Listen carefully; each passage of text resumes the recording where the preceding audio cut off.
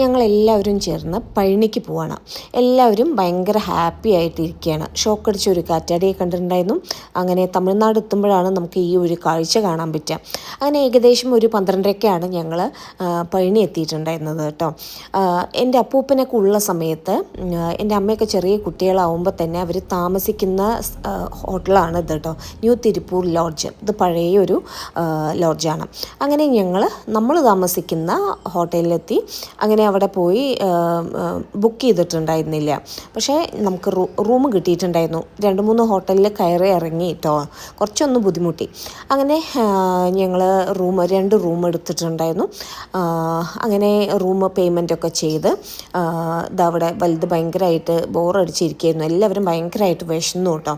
അങ്ങനെ റൂമൊന്ന് കാണിച്ചു തരാ പറഞ്ഞ് ചെറിയ മോളും പപ്പയും കൂടിയിട്ടായിരുന്നു പോയിട്ടുണ്ടായിരുന്നത്. അതിന് റൂമൊക്കെ നല്ല സ്പേഷ്യസ് ആയിട്ടുള്ളൊരു റൂമായിരുന്നു. എല്ലാവർക്കും ഭയങ്കര കംഫർട്ടബിളും വൃത്തിയും ഉണ്ടായിരുന്നു കേട്ടോ. ഭയങ്കര നീറ്റായിട്ടുള്ളൊരു ഹോട്ടലാണ്. അങ്ങനെ ഞങ്ങൾ അവിടെയൊക്കെ മോളാണ് ഇതൊക്കെ വീഡിയോ എടുത്തിട്ടുണ്ടായിരുന്നത്. ഭയങ്കര സ്പേഷ്യസ് ആയിട്ട് എല്ലാ ഇതും ഉണ്ടായിരുന്നു. എക്സ്ട്രാ ഒരു ബെഡും കൂടെ നമ്മൾ ഇട്ടിട്ടുണ്ടായിരുന്നു. അങ്ങനെ റൂമൊക്കെ കണ്ട് ഇഷ്ടമായി.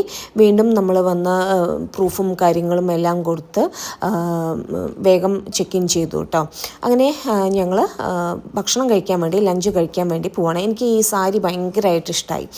അങ്ങനെ അവരുടെ വലിയ അപ്പളവും പിന്നെ ഫുഡ് ലെമൺ റൈസ്, പായസം ഉണ്ടായിരുന്നു, കപ്പ ഒരു ഉപ്പേരി പോലെ വെച്ചിട്ടുണ്ടായിരുന്നു.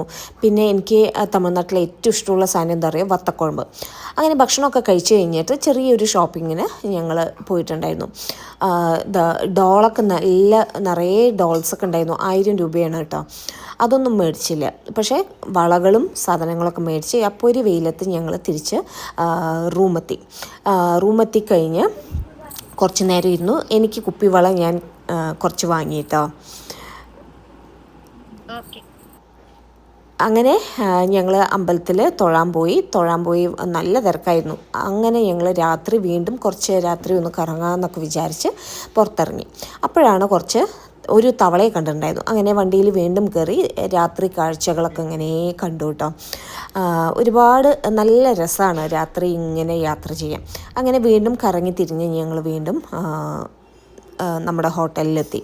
അങ്ങനെ എൻ്റെ കാർഡ് നോക്കുകയാണ്. അവസാനം എവിടെ വെച്ചെന്നൊന്നും ഓർമ്മ ഉണ്ടാവില്ല. അപ്പോൾ അതാ നോക്കണത് കേട്ടോ ഞാൻ. അങ്ങനെ വീണ്ടും റൂമിലെത്തി. ചെറിയ മോള് ഇതവിടെ ഭയങ്കരമായിട്ട് കാപ്പിയൊക്കെ അവൾ ഉണ്ടാക്കുകയാണ്. അങ്ങനെ കാപ്പിയൊക്കെ ഉണ്ടാക്കി അവരെന്നെ കുടിച്ച് ഞാൻ അപ്പോഴേക്കും ഞാൻ വേഗം ഉറങ്ങി കേട്ടോ.